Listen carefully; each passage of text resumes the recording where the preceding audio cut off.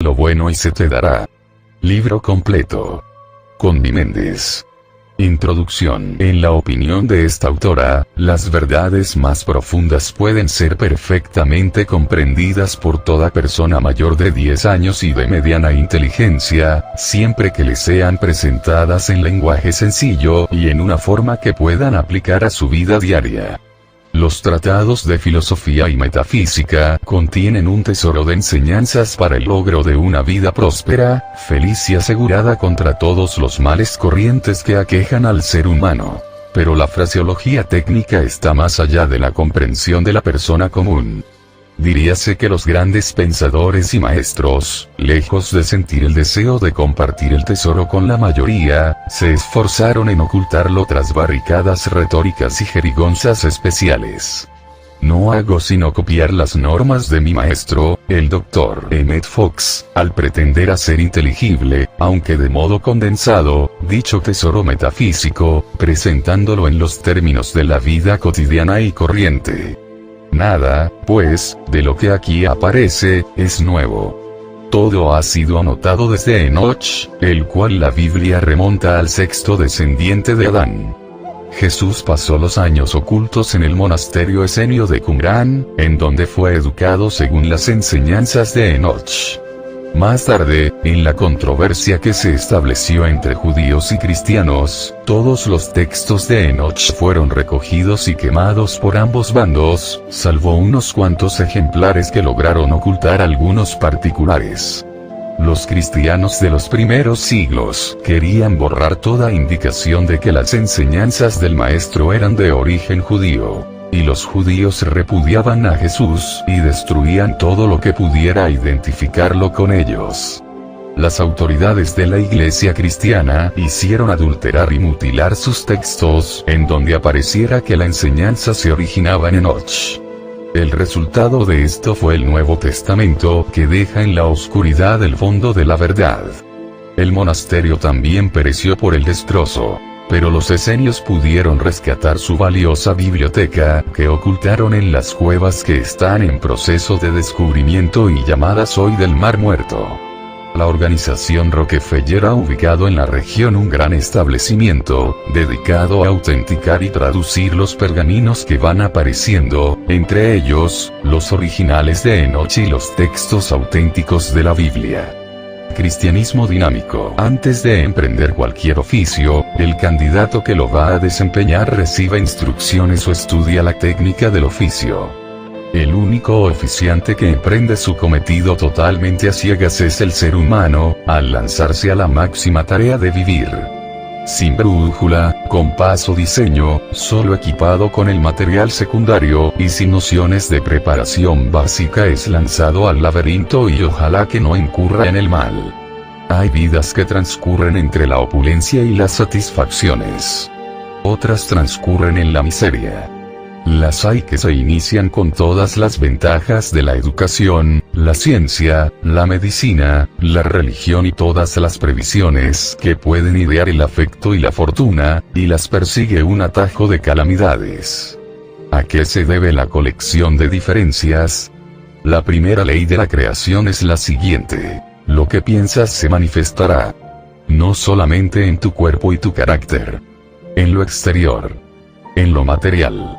En tus condiciones. En lo que te ocurre. Tu propio concepto es lo que tú ves suceder.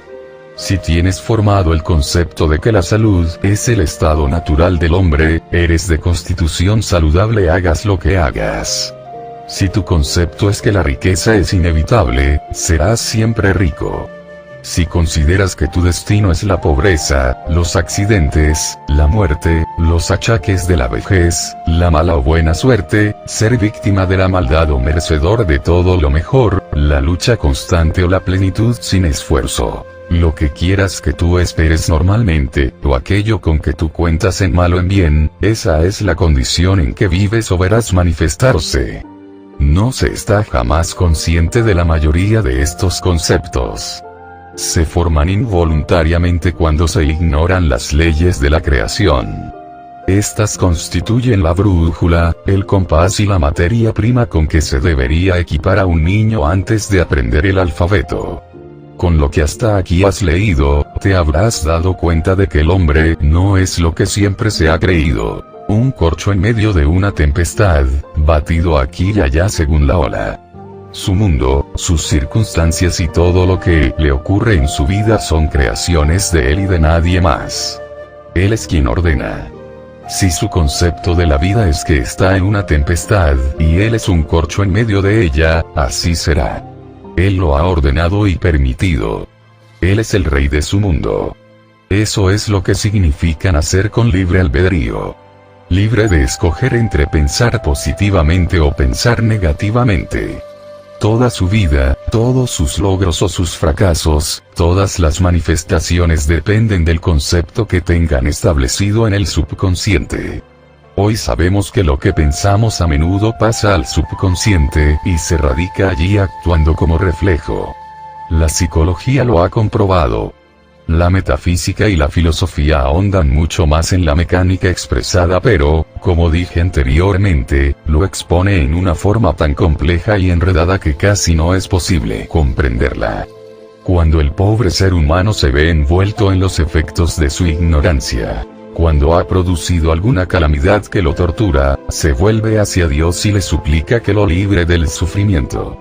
La experiencia diaria nos comprueba que a veces Dios atiende, pero otras veces no.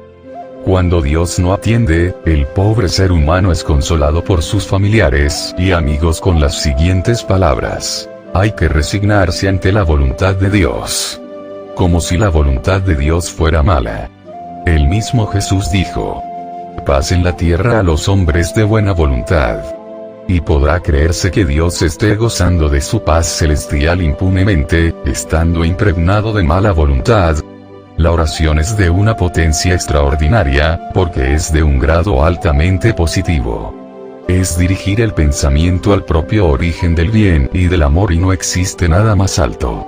Debe manifestarse el bien instantáneamente. Debe transformar a ojos vista, como milagro, aquello que necesita transformarse. Pero como la primera ley de la creación es que el concepto es lo que rige en los asuntos de los hombres. Si el concepto que el suplicante tiene de Dios es que Él es un magnate caprichoso, lleno de mala voluntad, que manda pruebas y castigos más a menudo que premios y beneficios, el suplicante verá manifestarse su concepto de Dios. No es tan sencillo como te lo digo. ¿Y por qué, si Dios es todopoderoso, no interviene para que no suceda esto y aquello y lo demás allá? Preguntan los hombres. Porque Dios es principio. El principio inquebrantable. Inquebrantable significa que no varía. Tampoco puede entrometerse a quebrantar los otros principios que Él ha creado. Si te creó con libre albedrío, Él es el primero en respetarlo. Tú escoges tus conceptos, tus opiniones, tus deseos, tus pensamientos. Das tus órdenes y eres el primero en considerarlas. Ahora, si el pobre ser humano del cual estábamos hablando, eleva su pensamiento al plano de Dios, y esta no es sino otra forma de llamar a la oración, si el ser humano trata de calmar su angustia, y se obliga a pensar en algo bueno, verá el milagro que pide. Porque se ha quitado él mismo del camino. Porque ha puesto el problema en manos de Dios, o sea, en el plano del amor. Esto se llama fe. La fe. Habrás visto que la fe es un sistema, una manera de actuar. La fe tiene dos nombres: fe y temor. Los dos son una misma cosa y una misma fuerza. Se le llama fe cuando se espera lo bueno, se le llama temor cuando se espera lo malo. Así es, tan simple como suena. Cuando tú sientes temor, estás presintiendo algo malo. O sea, presintiendo, anticipándolo, esperándolo con todas las fuerzas de tu alma, y él no se hace esperar. Lo estás llamando y tiene que atender porque tú lo mandas. Cuando te ocurre que tú estás temiendo, generalmente anuncias con aire triunfante: ah, yo lo sabía. Lo presentía. Y por supuesto tienes razón. Pero ahora verás que no es que iba a suceder inevitablemente y que tus facultades superiores o tus dotes de vidente te lo anunciaron, sino que tu pensamiento lo creó, atrayendo lo necesario para que se manifestara. Todo pensamiento que va acompañado por un sentimiento, se manifiesta más rápidamente y con mayor fuerza. Esto forma parte de la ley primera. El temor es un sentimiento muy fuerte. Por eso es tan terrible todo lo producido por la combinación del pensamiento y temor. Los accidentes de tránsito que producen la muerte o invalidez, los infartos, el cáncer, la úlcera estomacal y tantas otras atrocidades que aquejan a la humanidad ignorante. Por supuesto te veo pensando en las causas materiales de todas estas cosas. Te veo protestando interiormente porque siempre se le ha dado importancia a la causa material. Por ejemplo, los gérmenes y microbios causantes de muchas enfermedades. Pero es que esos virus y gérmenes no son sino efectos, a su vez, y no causas. La causa original está en la mente. El germen no es sino uno de los eslabones de una cadena. La enfermedad es el eslabón que le sigue. Te estoy tratando de llevar hacia atrás y no hacia adelante, en el orden de la creación. La causa material es un producto ya terminado. El diseño original, básico, es el pensamiento.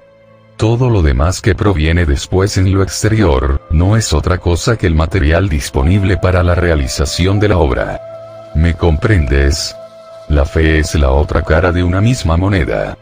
Por una cara está el temor, por la otra la fe. La fe es positiva.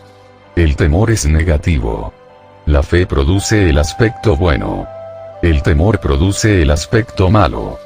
Nadie teme jamás que vaya a suceder algo se considera malo.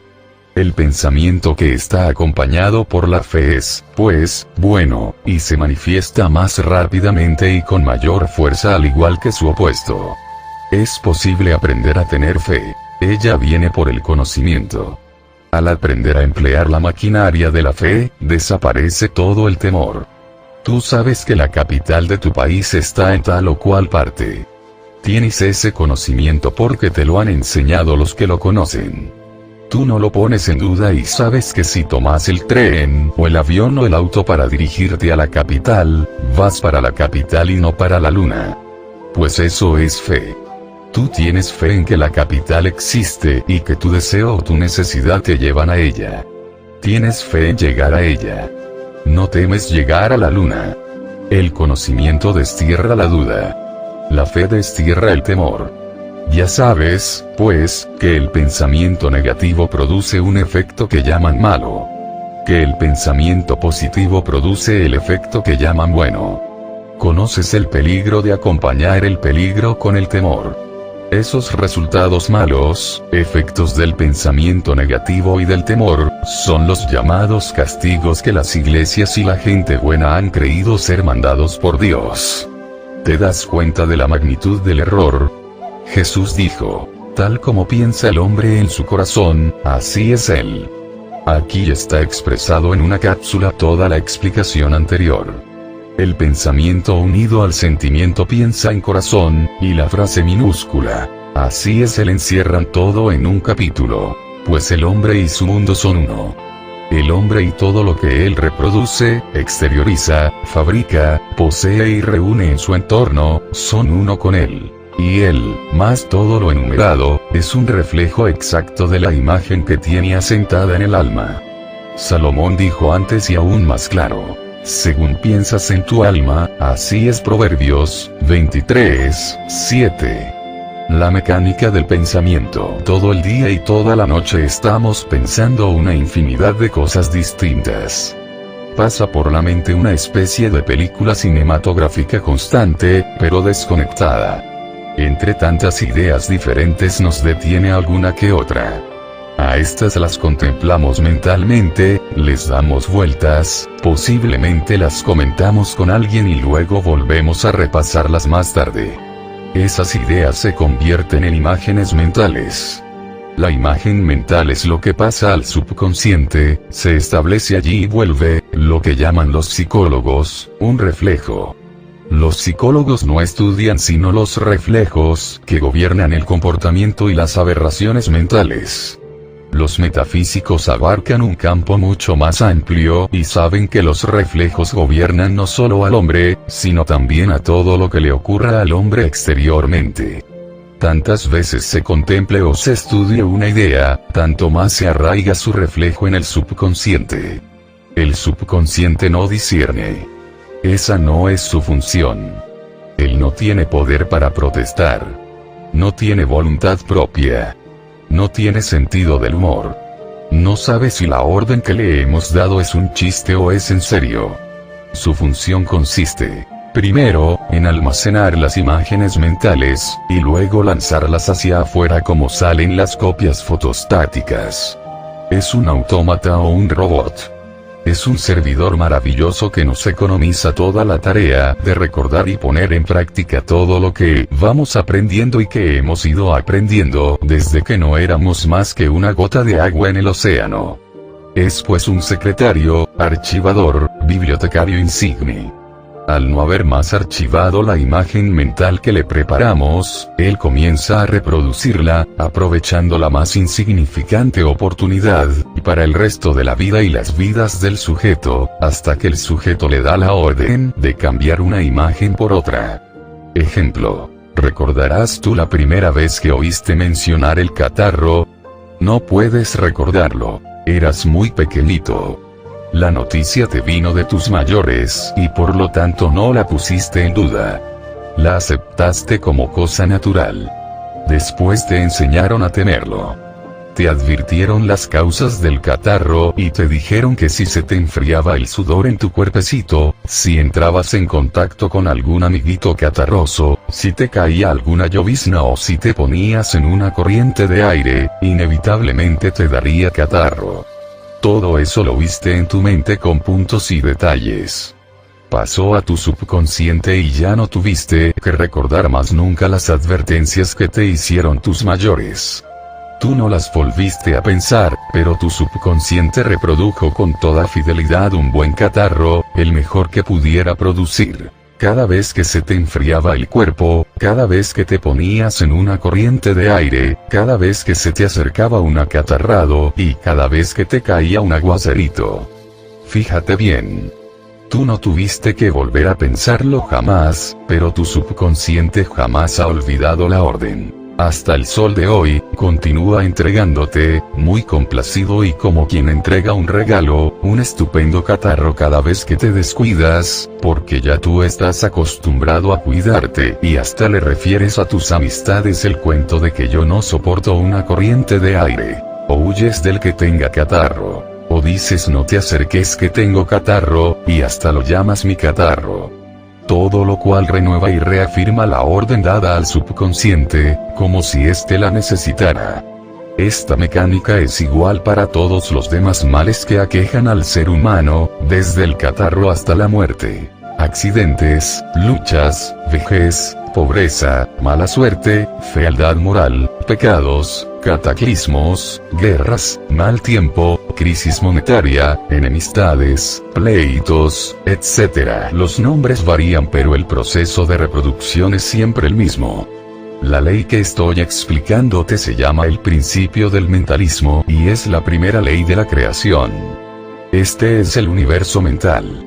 Esto es lo que quiere decir la metafísica cuando dice todo es mente. Las leyes de la creación son 7. La verdad del ser. Felizmente no estamos obligados a soportar eternamente el castigo que encierra un concepto mal formado. Somos libres, y si queremos podemos cambiarlo por otro que produzca satisfacciones, premios y bendiciones. De la misma forma que se produjo la imagen antigua se produce la nueva. Solo hay que borrar primero la antigua. Hay que desocupar el lugar que estaba para habitarlo con la imagen nueva. Tal como se borra una letra errada o superflua en una palabra escrita, para sustituirla por otra o para eliminarla. La experiencia ha determinado la técnica a seguir para borrar todo lo indeseable. Es la siguiente. Cada vez que te ocurra algo desagradable, piensa y luego repite en voz alta. No lo acepto. Lo niego. Lo rechazo. No te alteres, no le pongas énfasis a lo que dices. Simplemente dilo con toda calma. Con la fe que debe darte que tu palabra es una orden que tiene que ser cumplida incondicionalmente. Tú no ves el cambio que ocurre en ti en ese momento. Tal vez no veas el resultado inmediato en el exterior, a menos que estés muy atento a las pequeñas señales. Pero de acuerdo con el grado de fe y de convicción que sientas al formular la negativa, así será el resultado. Si tu fe y convicción son fuertes, el resultado será instantáneo, como un milagro.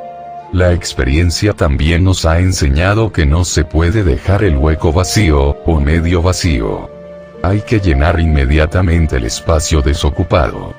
Al terminar de expresar la negativa tienes que afirmar la verdad, como se dice en el lenguaje metafísico. La verdad es la imagen nueva que ha de grabarse y reproducir el bien para toda la eternidad.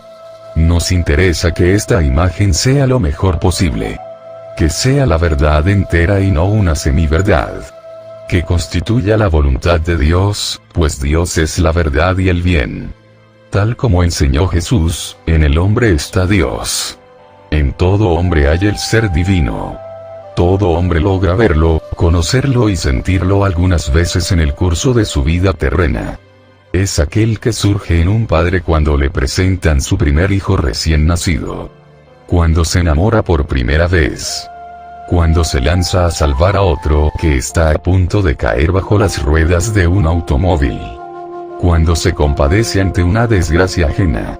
Cuando se olvida de sí para emprender un acto heroico. En todos esos momentos actúa el ser divino.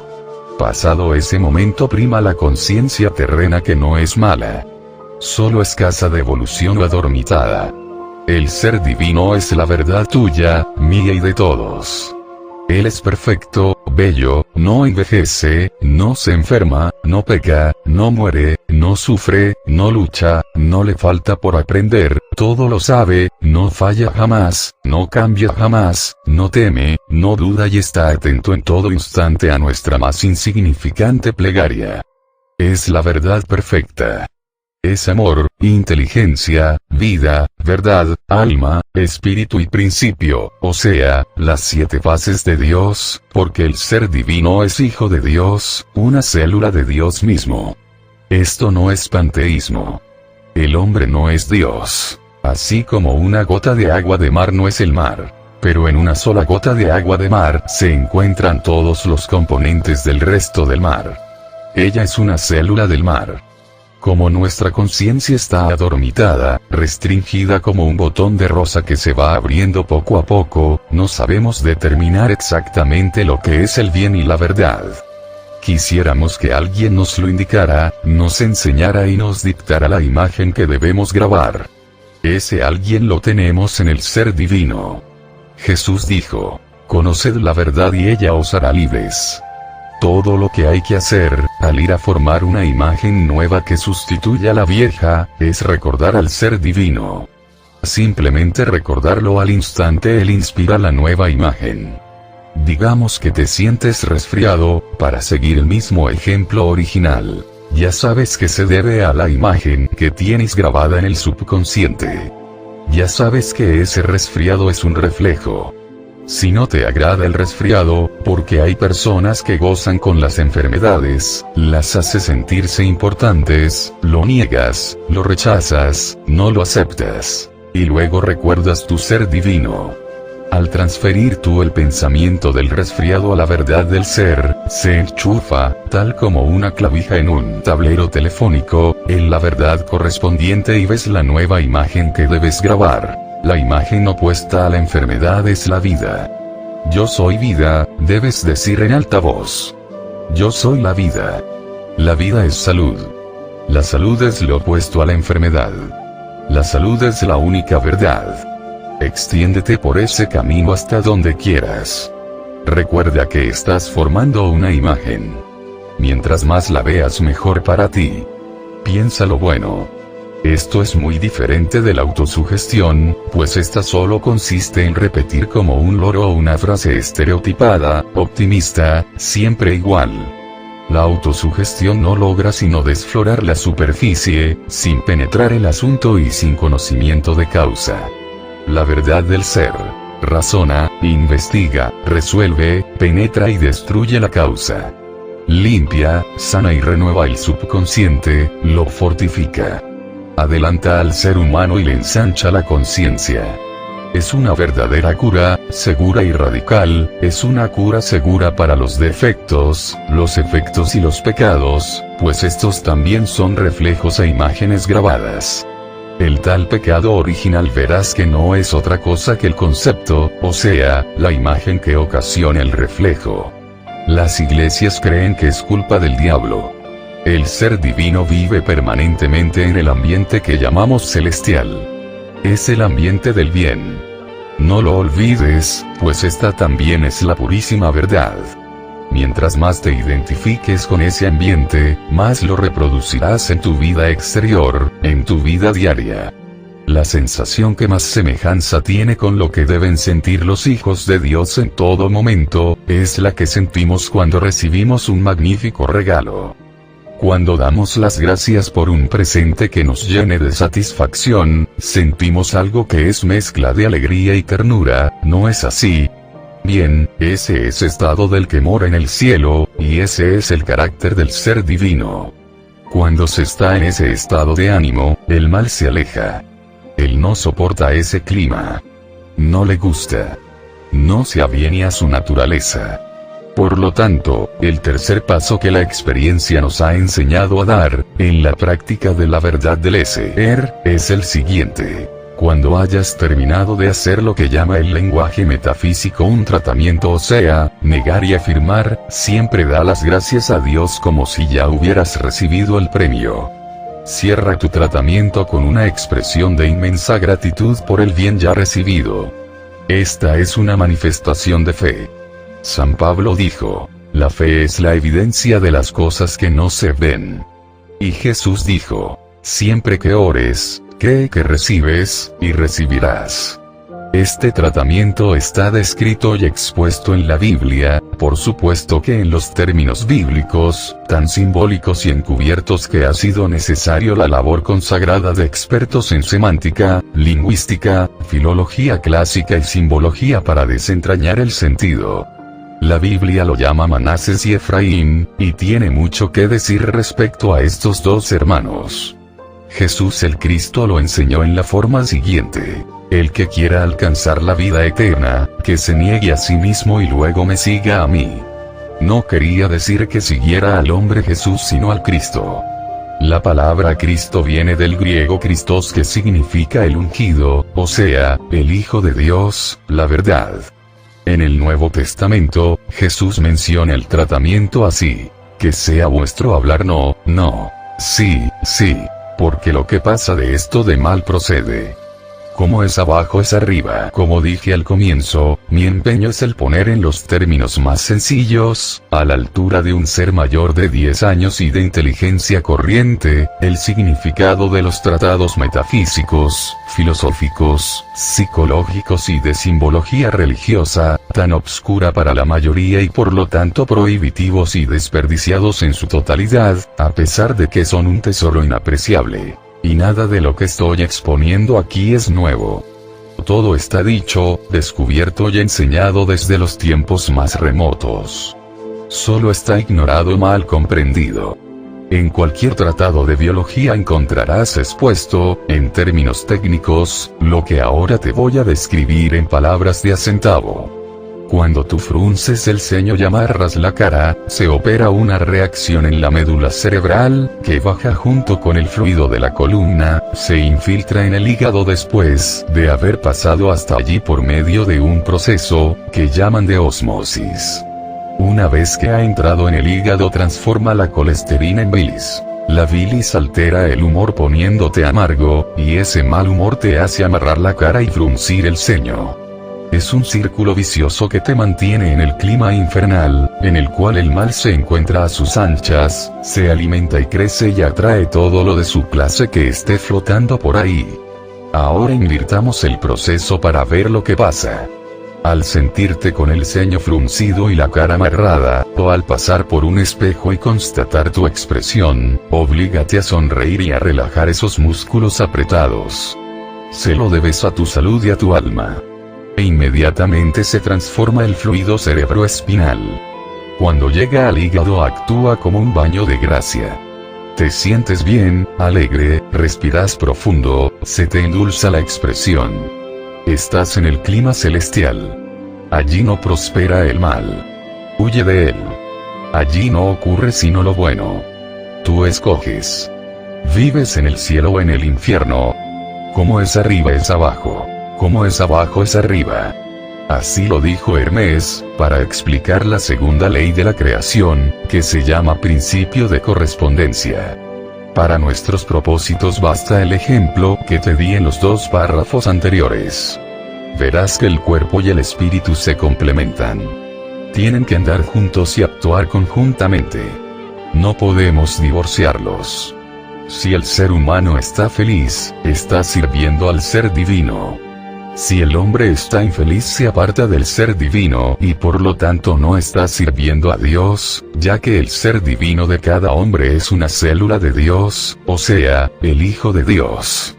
La palabra en el principio era el verbo y el verbo era con Dios, y el verbo era Dios, y se hizo carne y habitó entre nosotros. Así comenzó Juan el apóstol su evangelio. Hasta ahora se había creído que el verbo no podía ser otro sino Jesucristo. No.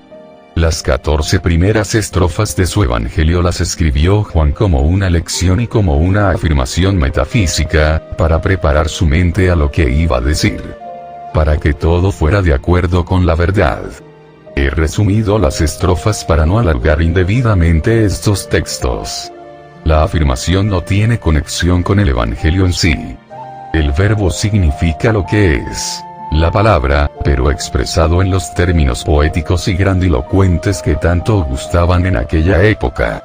La palabra es el pensamiento hablado, y en ese sentido la empleó Juan, convocando a la verdad para que hablara por él en sus palabras.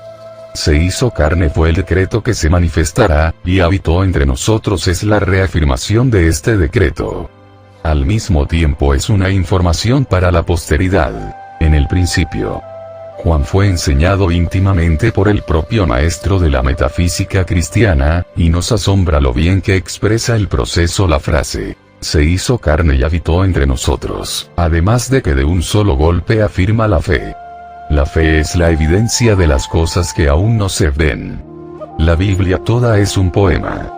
Jesús dijo, por tus palabras serás condenado, y por tus palabras serás justificado. Más claro no puede expresar la misma verdad.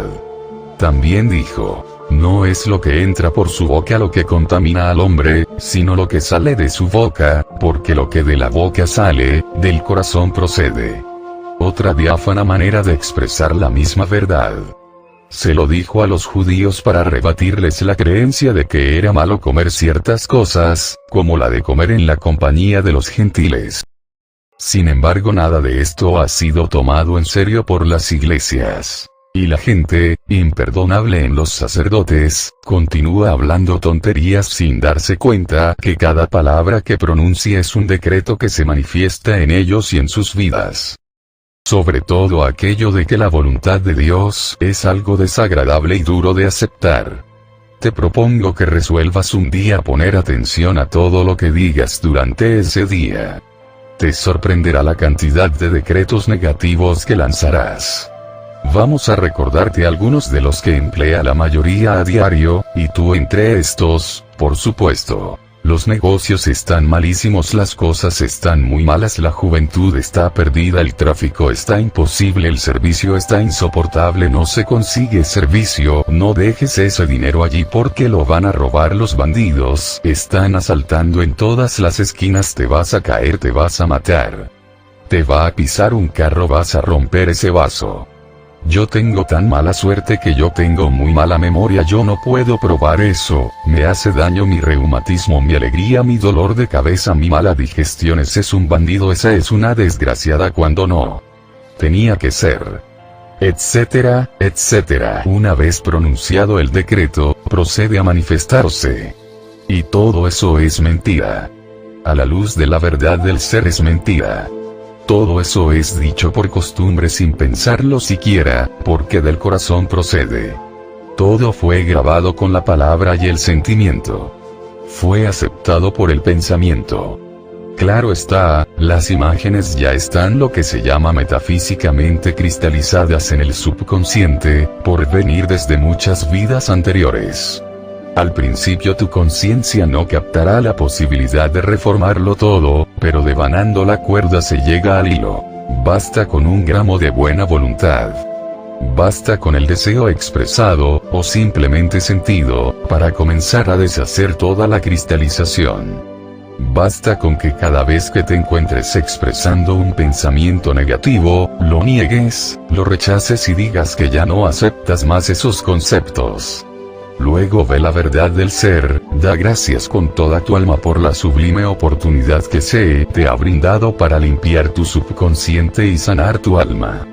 De un solo golpe te has confesado, arrepentido y perdonado. Pues la confesión y el perdón no son válidos sino frente a uno mismo.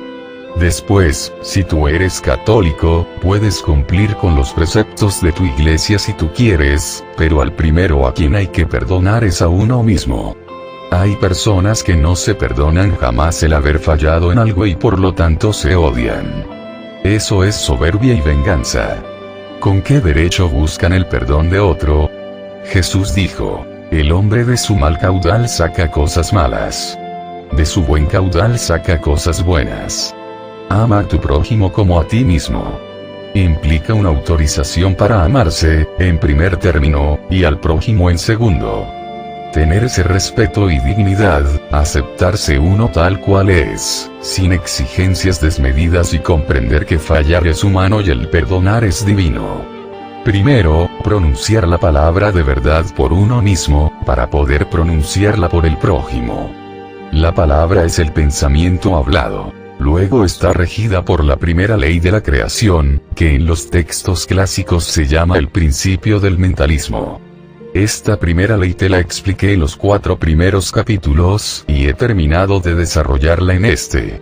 Inserté una idea de la segunda ley de la creación, o sea, el principio de correspondencia, en el capítulo anterior, porque las leyes todas se entrelazan y dependen unas de otras, y en ese punto convenía exponértela.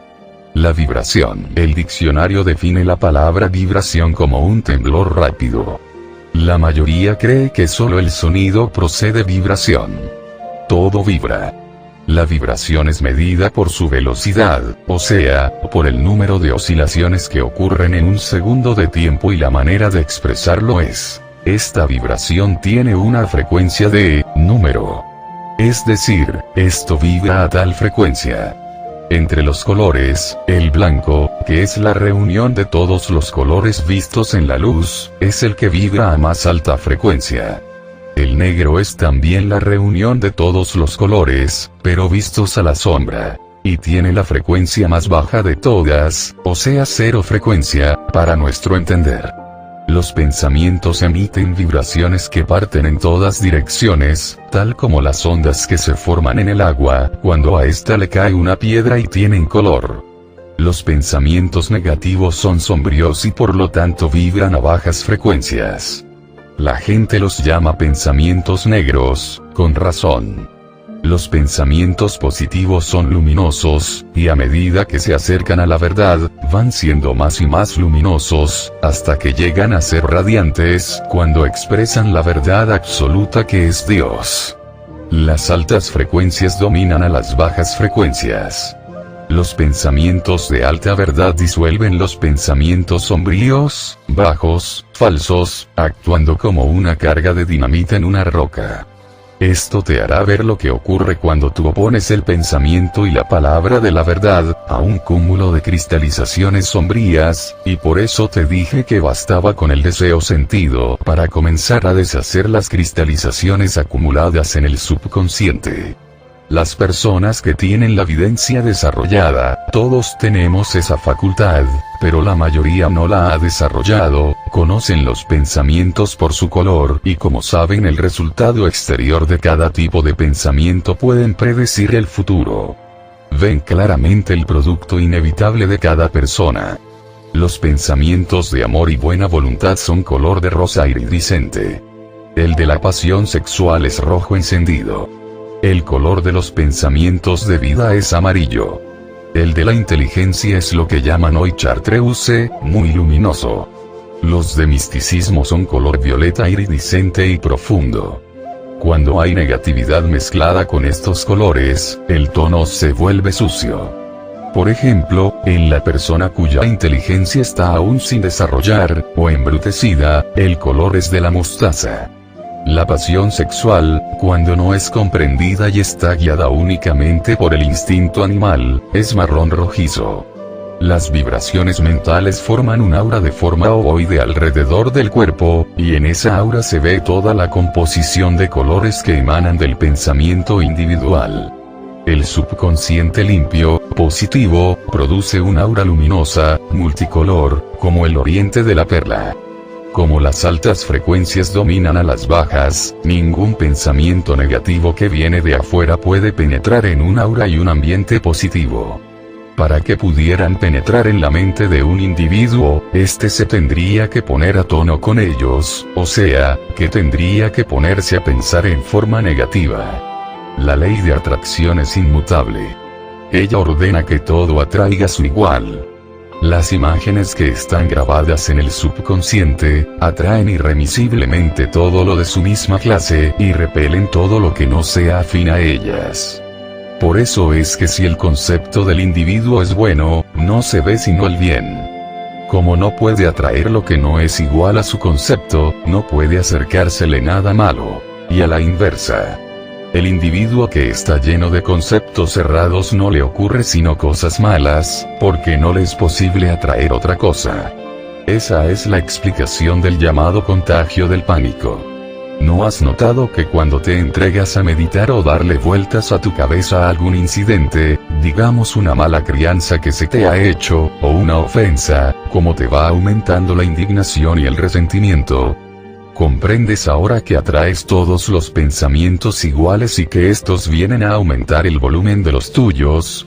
El que ya conoce esta ley, no se permite jamás el lujo de entretener en su mente una sola idea desagradable. Al pensarla la rechaza, la compara con la verdad del ser, y piensa inmediatamente en algo bueno. Espero que te habrás dado cuenta de la necesidad de mantenerse risueño, viviendo en el clima celestial. Piensa lo bueno y se te dará. Debido a esta ley de la atracción, al salir un pensamiento de la mente busca a sus semejantes y se junta con ellos. Hay en la atmósfera grandes masas como nubes de pensamientos. Si el concepto colectivo de una ciudad es pesimista, las nubes son gris oscuro. Planean sobre la ciudad, rodean a los habitantes, acuden a donde sean atraídas, mantienen a toda la población en su mismo concepto, y a esto se debe el carácter de las diferentes nacionalidades y razas. ¿No te ha ocurrido entrar en una casa y sentir el ambiente pesado o alegre golpearte al entrar? ¿Has notado el ambiente mortuorio o triste de un entierro? ¿Has sentido el ánimo oprimido al pasearte por una casa vacía, sin comprender el porqué? No hace mucho yo acompañaba a una amiga en la búsqueda de un apartamento.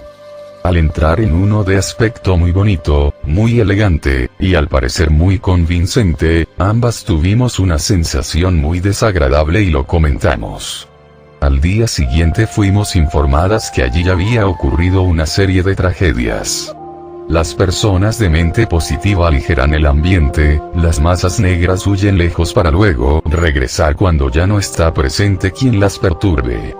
Si un metafísico entrenado entra en contacto con semejante ambiente, deja un beneficio duradero, porque su sola presencia destruye la obscuridad, de la misma forma como se disipa la noche cuando se enciende una luz. ¿Para dónde se va la obscuridad cuando sale el sol? Para ninguna parte, se convierte en luz. La persona que ya ha logrado transformar sus conceptos, que ya ha formado el hábito de consultar y conectar todo con el ser divino, tiene el poder de destruir las cristalizaciones ajenas con solo pensar la verdad frente a los males que ven ocurrir en otros. Esta es la explicación de las curas y milagros de Jesús. El mandamiento de amar al prójimo como a uno mismo no significa que estamos obligados a sentir afecto. Perdona a tus enemigos. Haz el bien a aquellos que te persiguen y te odian, vuelve la otra mejilla. Todo esto significa que al mirar entrar el mal en otro, debemos pensar en su ser divino y declarar la verdad. Simple, sencillo y fácil. No hay modo más práctico de disolver el resentimiento que tengamos. Muchas veces oímos exclamar: yo perdono pero no puedo olvidar. Si tú eres de estos, ensaya lo que te he dicho. No tienes necesidad de dirigirte a la persona que te ofende. No tienes para qué mirarla. Será mucho mejor que no la mires, porque no podrías apartar el pensamiento de lo que te ha hecho. Simplemente piensa en el ser divino tuyo, ya que es uno mismo en todos. Dirígete a este y al instante sabrás cuál es el tratamiento que debes dar. O sea, que te vendrá a la mente el aspecto de la verdad que debes invocar. Contra el odio y la inarmonía, el amor. Contra la enfermedad y la amenaza de muerte, la vida. Contra la estupidez, la inteligencia. Contra el desorden, el principio.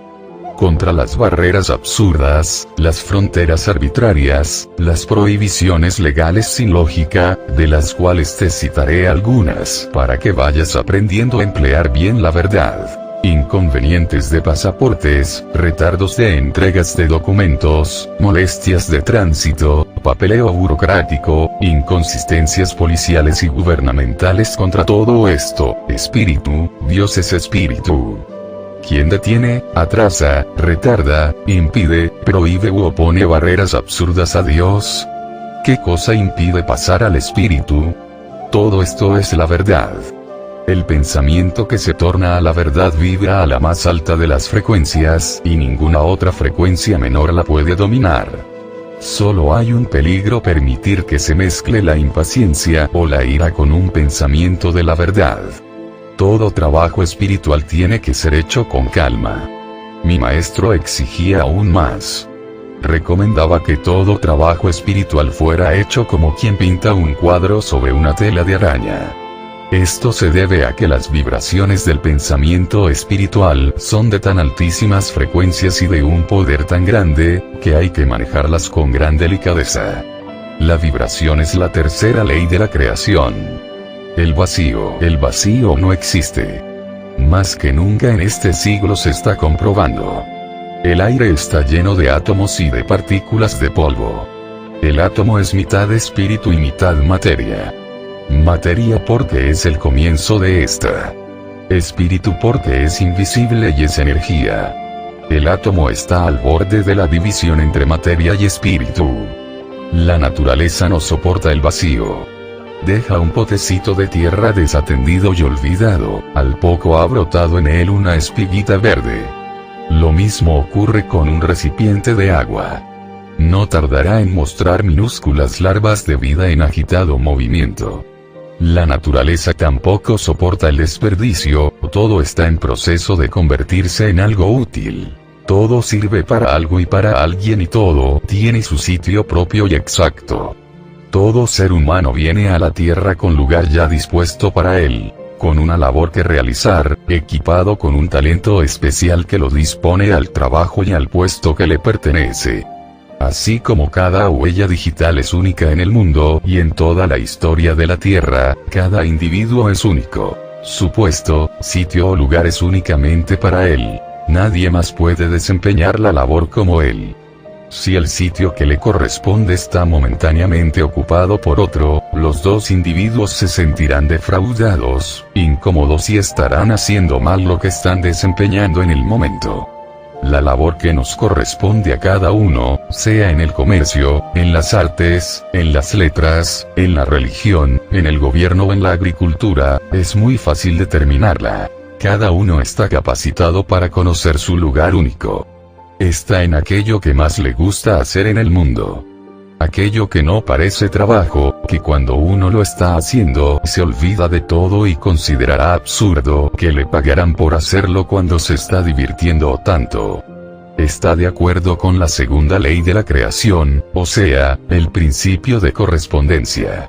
Si eres un desajustado, busca en ti lo único que te gusta hacer, declara que tu lugar te está esperando, reúnete con personas de tu misma afinidad, dirígete hacia el lugar que más te guste, y pide luz a tu ser divino para que te indique dónde debes encontrarlo.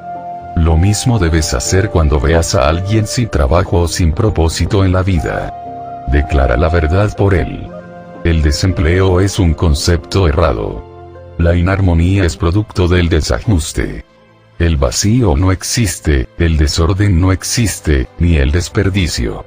Este es un universo basado en el orden y la armonía entre todas sus partes. Cuando hace falta algo, desde un tornillo hasta un marido, desde un cuchillo hasta una suma de dinero, desde un lugar para estacionar el carro hasta una cocinera buena y honrada, lo que sea, declara la verdad. La naturaleza detesta el vacío, el desajuste y la inarmonía. Verás aparecer el complemento de alguna manera.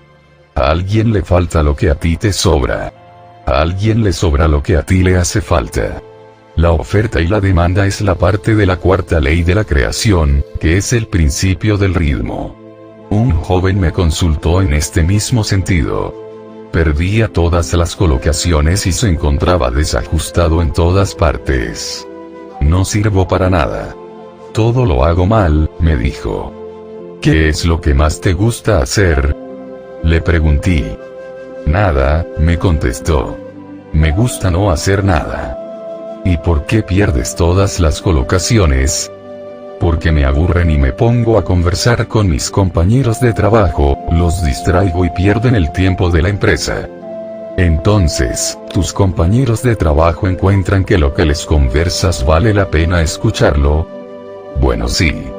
Ellos también se olvidan del tiempo y del trabajo y, bien, no busquemos más, interrumpí. Si lo que tú hablas, o la manera de exponerlo ejerce tal magnetismo, estás mandado a hacer un puesto en relaciones públicas. Búscalo hasta que lo encuentres. Te está esperando. Así lo hizo. Cuando lo volví a ver irradiaba plenitud. A esta verdad se refería Jesús cuando dijo: mirad las aves del cielo como ellas no siembran, ni siegan, ni recogen en graneros. Y vuestro Padre Celestial las alimenta. Considerad los lirios del campo como crecen. No trabajan ni hilan. Mas yo os digo que ni aun Salomón en toda su gloria fue vestido como uno de ellos. Esto no significa que estamos autorizados para entregarnos a la pereza y que la comida y las ropas nos caerán del cielo. Lo que significa es que cada cual en su sitio apropiado tendrá todo lo que necesita, sin trabajo y sin esfuerzo. A los pájaros no les corresponde sembrar, ni segar ni recoger en graneros. Esto solo le corresponde al hombre que en ello encuentre su mayor placer. El cometido de las aves es el de continuar la especie voladora que va a tener al plano angélico. Su contribución a la vida del hombre es la de recrear la vista y los oídos. A las flores no les corresponde trabajar hilando telas. Su cometido es el de florear simplemente. Su contribución, además de recrear la vista y adornar, es la de proveer con la miel y el polen, a completar la labor de las abejas. La mente superior se encarga del resto. Así nosotros, cada uno en su sitio natural, estamos ajustados, somos felices y rendimos la utilidad que se desprende. La mente superior completa la ley. El derecho de conciencia. Hemos vivido centenares de vidas anteriores a la que ahora estamos viviendo. Fuimos un átomo, fuimos una gota de agua, fuimos vegetal, mineral, animal y hombre. En nuestra etapa humana hemos sido hombre o mujer muchas veces. Hemos pertenecido a todos los niveles sociales y en cada uno de esos niveles, hemos aprendido las lecciones propias del nivel. Si hoy somos personas que vivimos rodeados de las ventajas, comodidades y adelantos modernos, es porque lo hemos merecido en nuestra trayectoria. Cada objeto que poseemos por herencia, por compra o por regalo, lo tenemos ahora, porque en alguna vida anterior aprendimos a usarlo y nos habituamos a él. La imagen de ese objeto es ya un reflejo en nuestro subconsciente, y a menos que nosotros mismos la disolvamos, el objeto lo tendremos siempre con nosotros. Ese u otro igual. Este derecho adquirido se llama, en el lenguaje metafísico, el derecho de conciencia. Significa que no es posible perder jamás, ni es posible que se nos pueda robar un objeto cualquiera, ni una joya, ni un dinero. Absolutamente nada. ¿Cómo se puede perder ni ser robada una imagen que está grabada en nuestro subconsciente? No es posible. Es parte de la cuarta ley de la creación. De ella dijo Jesús: no os alleguéis tesoros en la tierra donde los ladrones las hurtan y el moho destruye. Antes allegaos tesoros en el cielo, donde el moho no puede destruirlo, ni los ladrones los pueden hurtar. La creencia general es que esto significa que debemos coleccionar virtudes y despreciar las posesiones terrenas, pero no es así. El maestro expuso la ley en esas palabras, añadiendo: porque donde está tu tesoro está tu corazón. Ya sabemos lo que él quería decir con la palabra corazón. Además, la frase como él la dijo, era: porque lo que está en tu corazón es tu tesoro. Fue mal traducida y adulterada cuando la pasaron del idioma arameo, en que hablaba Jesús, al latín. Cuando a ti se te extravía algún objeto de tu posesión, cuando se te pierde algo por la calle y cuando algo te sea robado, con solo recordar el hecho de que lo que tú posees, lo tienes por derecho de conciencia, que está grabado en tu subconsciente, y esta imagen no te la pueden quitar ni la puedes perder, basta para que el objeto aparezca intacto. Alguien te lo devuelve, lo encuentras tú mismo o reciben un regalo de un objeto similar. Sin ningún esfuerzo para ti volverá a tus manos de ahora en adelante, porque ya conoces la ley. No la olvides. No te angusties ni les temas a los ladrones. Tu pensamiento en ese respecto se convierte en positivo y no se te puede acercar a alguien con intención de hurtar. Te recomiendo hacer la prueba la próxima vez que extravíes algo. Declara: nada que es mío por derecho de conciencia puede perderse o ser robado. Luego, da las gracias por el inmenso don que se nos ha conferido en una ley tan sabia. Cuando el objeto vuelva a tus manos, lo cual no tardará en suceder, vuelve a dar las gracias.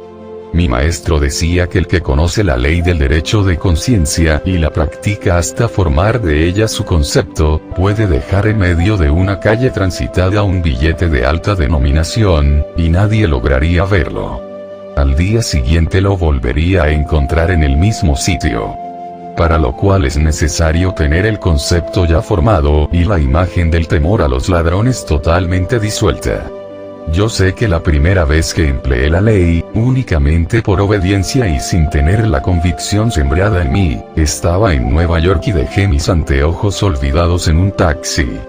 Al llegar a la casa me di cuenta de que los había perdido, y como venía de la clase de metafísica con la lección fresca en la mente, declaré al instante la verdad: nada que es mío por derecho de conciencia se puede perder. Mis anteojos volverán a mí. Ellos están en el sitio que les corresponde, frente a mis ojos. Pasaron 4 días y me llamaron de la conserjería para que bajara a hablar con un chauffeur de taxi que me buscaba. Señora, ¿serán suyos estos anteojos?, me preguntó al verme, extendiéndome los lentes. Sí, son los míos. ¿Cómo se le ocurrió a usted que eran míos? Mire usted qué cosa tan extraña la que me ha sucedido. Los taxistas tenemos que entregar en la oficina todo objeto olvidado por si lo reclama el cliente que lo dejó. Yo no pude decidirme a entregar estos anteojos. Como en la oficina quedan anotados todos los recorridos que hacemos cada día, yo me impuse la tarea de visitar a cada cliente que conduje ese día. He tenido que hacerlo fuera de horas de trabajo, por supuesto, y por eso me he tardado 4 días hasta encontrarla a usted. Esto jamás me ha sucedido. Unos lentes corrientes. Le di una buena recompensa y se me quedó grabada la ley desde ese momento. Sin mis anteojos no veía claro, no podía escribir, se interrumpía el ritmo de mi vida. Este mínimo detalle alteraba el ritmo de una serie de otras cosas que afectaban a terceros. El universo está basado en el orden y la armonía entre todas sus partes. Polaridad: no hay un solo deseo tuyo que no puedas realizar. Todo aquello que tú consideras imposible de obtener, aquello que juzgas demasiado bueno para que te ocurra, es precisamente lo que más deseas en el mundo. El deseo está en el fondo de tu corazón. Lo único que no lo deja surgir es el temor, las dudas y los decretos negativos que haces constantemente. Muy especial ese decreto. Es demasiado bueno para que se manifieste. Cambia de polo. Hasta ahora has estado actuando de fijo en el polo negativo. Cámbiate al polo positivo. Esto lo haces de la manera siguiente. Declara de una vez que tú has ya terminado de utilizar los conceptos de ayer, que hoy eres una persona nueva, distinta, que reclamas tu bien, que lo deseas y estás esperando que comience a manifestarse ahora mismo. Declara que ya no quieres vivir más en el ambiente del mal, sino en el ambiente del bien. Decreta la verdad de que por virtud de tu deseo y tu palabra expresada, ahora mismo, ya, estás viviendo en el polo positivo, y niégate a aceptar ninguna duda al respecto. Ahora procede de la siguiente manera. Cada vez que expresas un deseo, di: yo deseo tal cosa, en armonía para todo el mundo y si es voluntad del Padre. Gracias Padre porque ya me has oído. De esta manera no podemos causarle ningún inconveniente a alguien. Como nuestras vidas están tan entrelazadas, el bien tuyo podría constituir el mal de otro. Vamos a poner un ejemplo. Tú y otra persona desean un mismo objeto, no hay sino uno solo. Tú, con tus conocimientos superiores lo obtienes. Pero te has perjudicado. Como en la verdad no existe semejante situación, tú al desearlo en armonía para todo el mundo y si es la voluntad del Padre, obtendrás lo que deseas, ese, otro idéntico o mejor. Serás guiado al lugar donde se encuentre. Ella tampoco, y nadie, ha sufrido perjuicio. En este ejemplo sencillo estás viendo el objeto. Pero en muchas otras circunstancias no será un objeto que tienes por delante, sino algo que tú crees que te incumbe a ti nada más, cuando en realidad puede alterar el ritmo de otro u otros. No te antojes jamás de algo que otro posee. No es necesario despojar a nadie para satisfacer nuestros deseos. Todo lo que puedas anhelar ya existe en tu propio caudal. Reclama tu propio bien. Muchas veces nos empeñamos en lograr algo y luego nos arrepentimos de haberlo obtenido. Esto se debe a que lo que hemos deseado obedecía a un mero capricho. Por eso siempre se debe desear o pedir de acuerdo con la voluntad del Padre. Así estamos seguros de que lo que manifestamos es lo que nos va a satisfacer. La bendición. Haz la prueba tú mismo ensayando lo siguiente. Pon dos plantas una al lado de la otra. Riégalas a las dos todos los días, pero escoge una de las dos para bendecirla y alabarla. Dile muchas cosas bonitas. Ámala. A la otra cuídala pero no la bendigas ni la alabes. Verás tú mismo el resultado. Cada vez que sucede algo malo o desagradable, no pierdas un instante. Di: es por bien. Bendigo el bien que contiene. Todo contiene el bien y al tú bendecirlo se aumenta y se manifiesta. Lo que parecía malo se convierte en una gran bendición y una felicidad, porque lo habrás pasado al polo positivo. No bendigas a las personas. Bendice al ser divino en ellas. No bendigas a un enfermo, bendice al órgano saludable que está manifestando una mentira. Bendice la salud y la verdad en él. Ten cuidado esmerado en no expresar jamás algo que vaya en contra de otros. La ley del ritmo, no hagas a otros lo que no quisieras que te hicieran a ti, es un buen boomerang y no perdona. Lo que le hagas a otros se devuelve y te lo harán a ti. Si le deseas mal a otro te ocurrirá ese mal a ti. Si calumnias o críticas, otros te calumniarán y te criticarán. Si bendices a otro encontrarás quien te bendiga a ti. Si ayudas a otro, encontrarás ayuda cuando más lo necesitas. Si perdonas serás perdonado. El ritmo es un péndulo. Cuando alguien te haga un daño, no lo bendigas. Bendice su ser divino, dile mentalmente que se te haga el bien y piensa en otra cosa. Así cuando tú hagas algo sin intenciones de herir o molestar a otros, pasará desapercibido y nadie lo sentirá. Cuando te irrite un majadero, bendice en él a un ángel desconocido. Verás que te dará una buena noticia o un dato útil. Cuando no quieras ser interrumpido en algún trabajo, declara la armonía del ser. Di, no es armonioso el ser interrumpido. Dios está en este trabajo y al mismo tiempo en el inoportuno. No es posible que Dios se divida en dos, y que las dos partes sean antagónicas. El universo está constituido así. Todo surge del principio masculino y femenino. El pensamiento es masculino. Polo positivo. El alma es femenina. Polo negativo.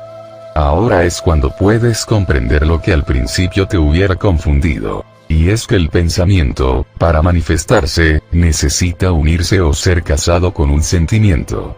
El alma es la sede de las emociones, de los sentimientos. Alma. Casi no te he nombrado el alma, porque es un estudio que ha ocupado demasiado la atención de los hombres. El alma es ese fantasma que a veces aparece y asusta. Es también la sede de las emociones. El alma del hombre habita lo que llaman el plano astral. Lo habrás oído nombrar mucho. Las fuerzas que rigen ese plano son llamadas psíquicas. Es el reino de las experiencias fenomenales como el espiritismo, la mediunidad, ciertas manifestaciones magnéticas, etc. Es un plano muy ameno, muy distraído, muy interesante pero también aterrador, a veces. Pocos de los que se dedican a estudiarlo, deslumbrados por sus manifestaciones misteriosas, pasan de allí.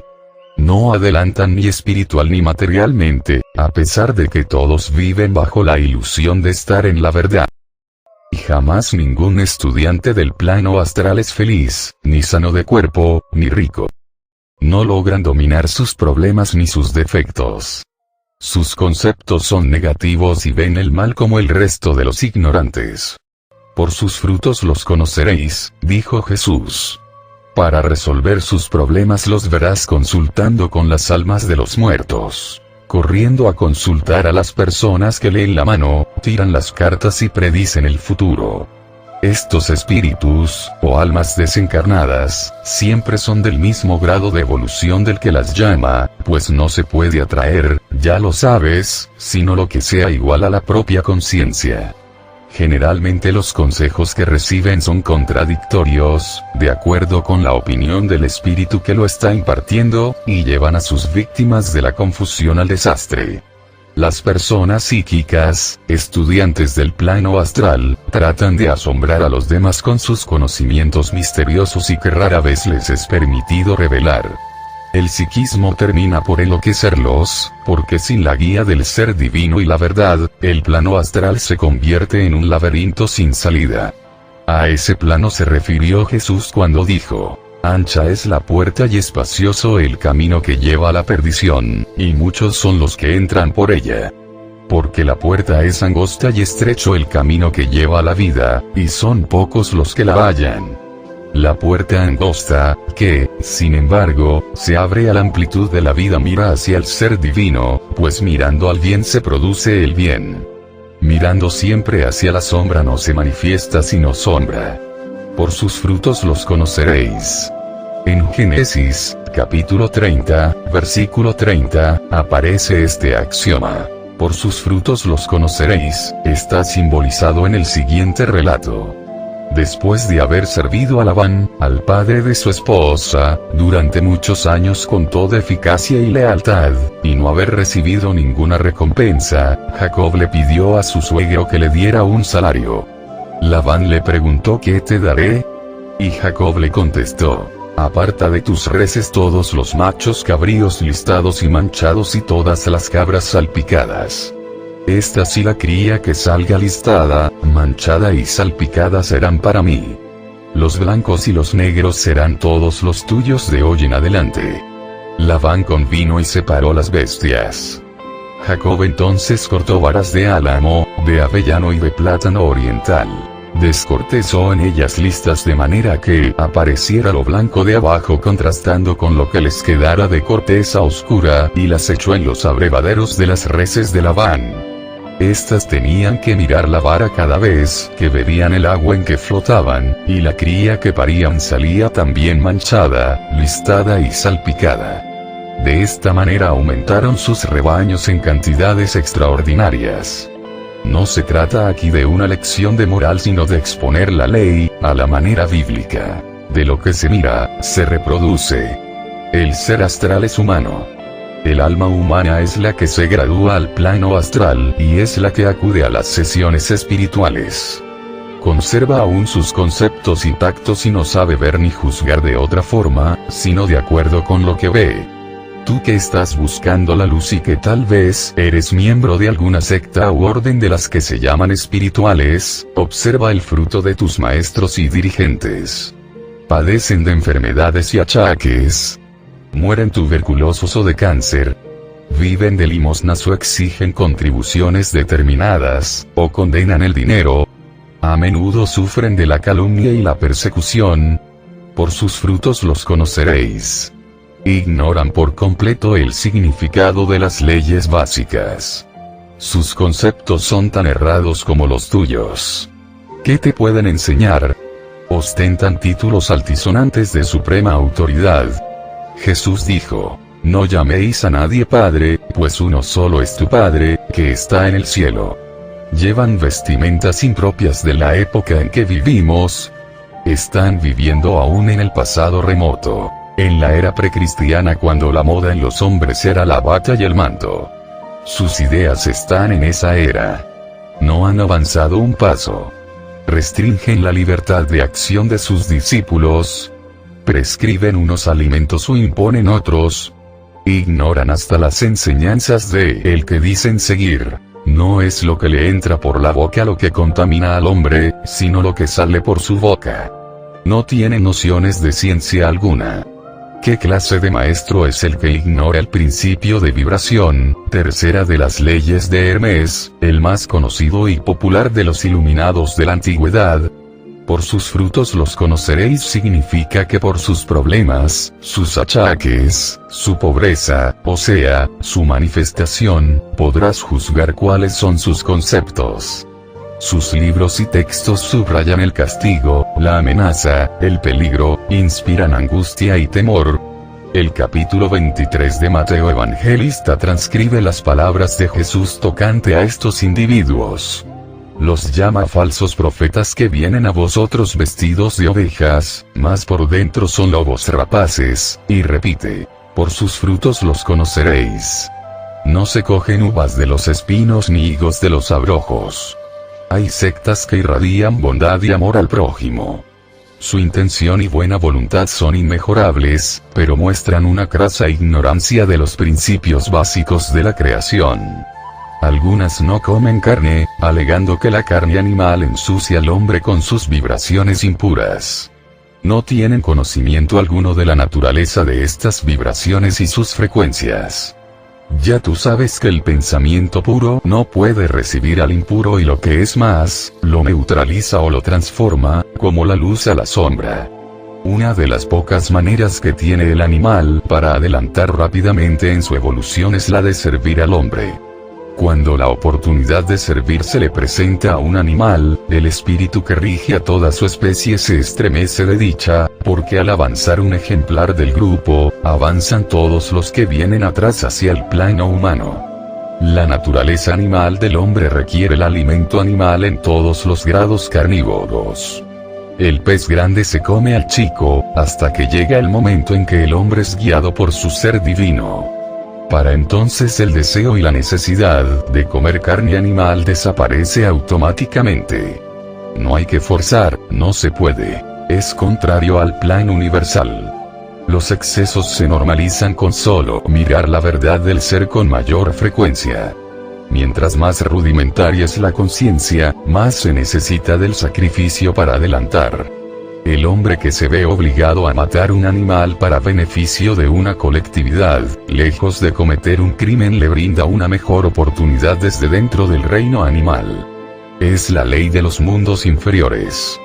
Cuando un hombre da muerte a una bestia feroz que esté amenazando a un pueblo, digamos cuando mata a una serpiente venenosa que esté arriesgando la vida de unos niños, cuando extermina las plagas que destruyen los árboles frutales o las plantas, cuando extermina las sabandijas que invaden las casas y atormentan a los humanos, no está cometiendo crímenes sino beneficio a todos, humanos y animales. Los animales no tienen conciencia. Solo poseen el instinto de reproducción. Las sabandijas, por ejemplo, siguiendo su ley se propagan demasiado. El hombre tiene el deber de hermano mayor, de vigilarlos y controlarlos. Cuando el hombre alcanza la conciencia espiritual, ya no tiene que matar ni atrae ninguna plaga. Mas, para ahuyentarlas de su casa, basta con hablarles y dirigirse al espíritu que rige al grupo. Yo misma he presenciado ese milagro. He visto a un metafísico avanzando deshacerse de unas cucarachas y unos mosquitos que entraron a su casa. Hermanos, dijo dirigiéndose a los espíritus del grupo, velen por sus pupilos. Están en desarmonía. Mi casa no es el medio apropiado para ellos. Luego hablándole a los animalitos, dijo, váyanse bichitos. A mis ojos asombrados, vi a las sabandijas detenerse inmóviles un instante como recibiendo onda, y luego salieron despavoridas. Los miembros de las sectas que mencionábamos ignoran todo lo que estás leyendo tú ahora. Se debaten en el plano astral, o mejor dicho, en la fase negativa del plano, porque como todo en la creación, esta tiene sus dos fases. El alma es astral y es la sede de los sentidos y las emociones. Sin estos la vida valdría poca cosa, pues no podríamos sentir ni apreciar el arte, la belleza ni la música. La diferencia será la del cine mudo, antiguo, comparado con el moderno, con su colorido, su sonido y su técnica asombrosa. Los sentidos y las emociones deben ser cultivados como se cultiva un talento, pues también son dones divinos. Por ningún concepto se les debe menospreciar, negar o rechazar. Se les debe ajustar y equilibrar, y esto se logra elevando el pensamiento al ser divino y a su verdad cada vez que sea necesario. Los excesos, la emotividad y el sensualismo los regula él, como no podemos nosotros con nuestra débil voluntad. Reprimir, frenar y frustrar nuestras emociones y renegar de ellas y de nuestros sentidos, sin apelar a la verdad del ser divino, es atrofiarlas y hasta destruirlas. Es matar el alma o herirla y enfermarla. Cuando esto sucede se retrógrada el ser humano al plano animal o pasa varias vidas tratando de recuperarlas. Hay sectas que enseñan que para poder hacer contacto con Dios hay que prepararse. Hay que adoptar posiciones complicadas y enfocar la mente en algún sitio del cuerpo tal como el entrecejo o la base de la columna vertebral, y luego pronunciar una palabra mágica. Todo eso pertenece al plano astral y logra comunicar al ser únicamente con las fuerzas psíquicas del plano astral. Lo que están pensando es en la posición del cuerpo, el entrecejo, la base de la columna. No están pensando en Dios. No están haciendo contacto con el ser divino. La Biblia dice que Dios está presente y esto hay que tomarlo en serio, y tal como suena. Dios está en todo, en todas partes. Está presente en ti y en todo lo que te rodea. No es preciso buscarlo como se busca a una aguja caída al suelo. El Salmo 46 dice, callad y sabed que yo soy Dios, y es todo lo que hay que hacer. Saberlo presente. Pensarlo. Se contacta a Dios pensando en Él. Nada más. Practicando la presencia de Dios es como se llega a verlo, sentirlo y acercarse a Él, tal como practicando en el piano se llega a virtuoso. Los fantasmas y las apariciones que se ven en las casas muy antiguas, son los cuerpos astrales de personas que vivieron allí. Desalojados de sus cuerpos físicos, sus mentes continúan viviendo en el pasado y no se pueden desprender de él. No están conscientes de lo que los ven. Viven la vida y ven la casa como era cuando ellos estaban entre los humanos, con todos sus conceptos intactos. Son 7 los planos o estados de conciencia. Cada plano comprende 7 subplanos. El hombre va avanzando de uno a otro con cada expansión de su conciencia. El plano mental es el estado de conciencia superior al plano astral. Luego le sigue el plano espiritual, que es el más alto que podemos conceptuar. Conocemos muchos de los ascensos que se adquieren en este plano, pero para nuestro propósito no es útil entrar a enumerarlos. Aquí estamos estudiando el plano mental y el espiritual, o sea, las leyes que rigen para alcanzarlos aquí mismo en la tierra. Ayer murió, mañana no ha nacido aún. No podemos contar sino con hoy, no podemos traer el futuro al presente. Tenemos que esperar vivirlo.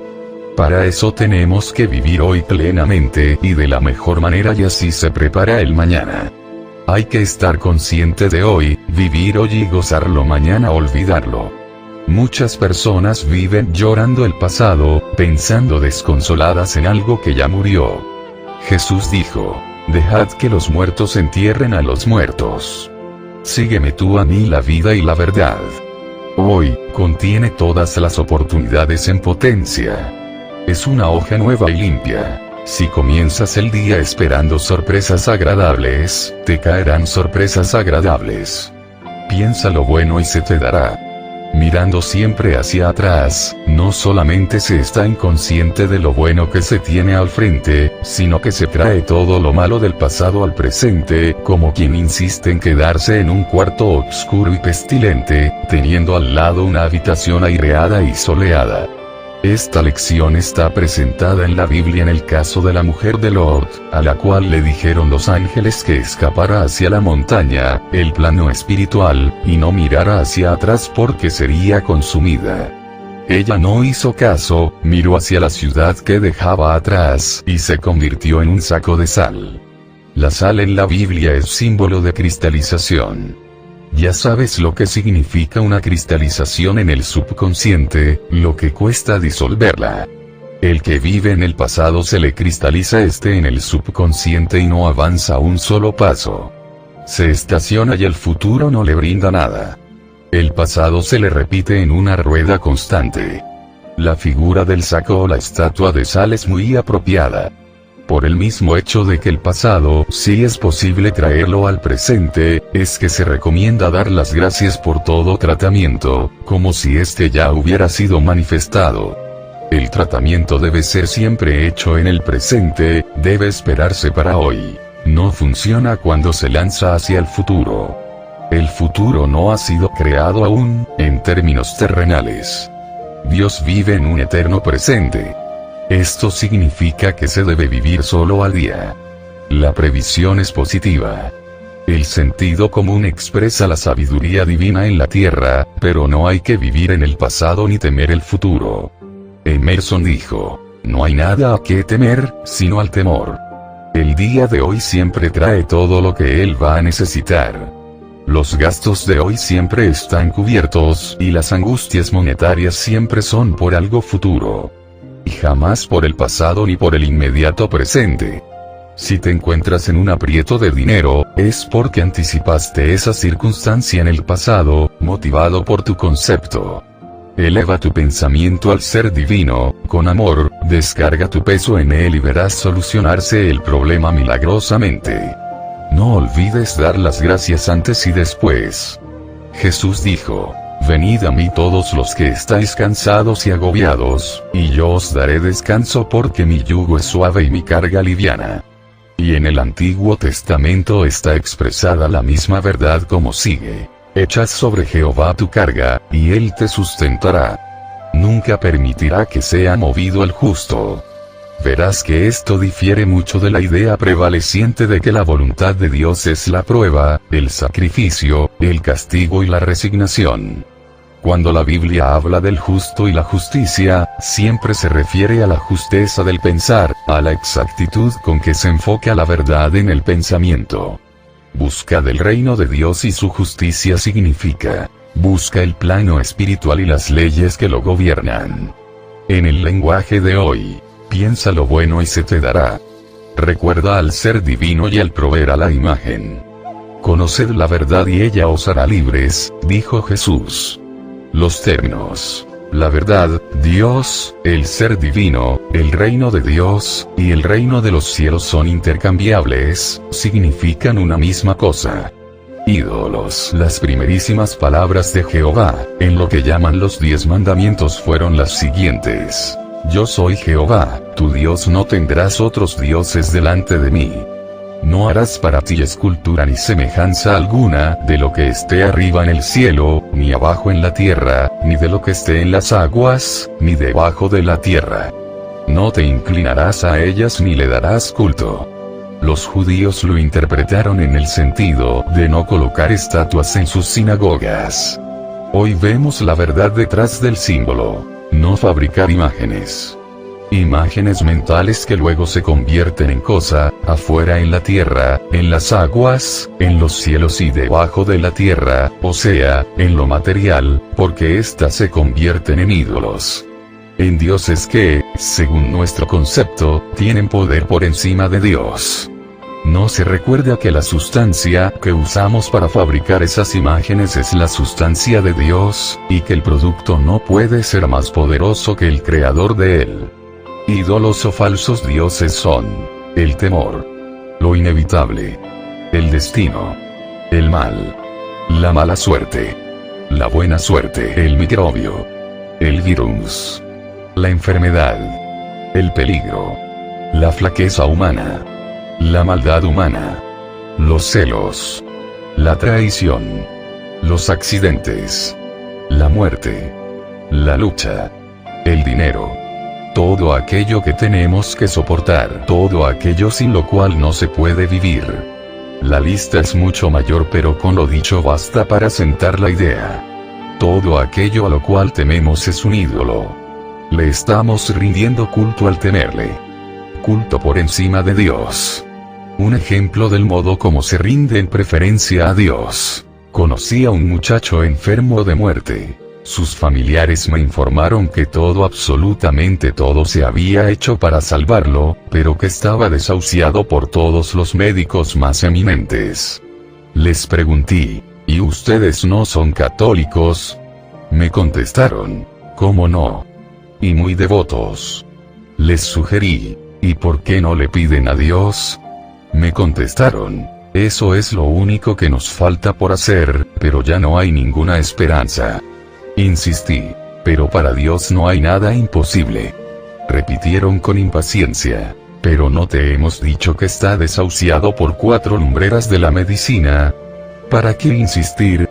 En otras palabras, las lumbreras médicas habrán decretado y Dios Todopoderoso tenía que agachar la cabeza ante la superior sapiencia de 4 hormigas humanas. Los pobres ignoraban que ya hacía tiempo que habían decretado la muerte del muchacho enfermo. Antes de consultar a las lumbreras médicas ya iban con la fe, temor, de que lo darían por muerto.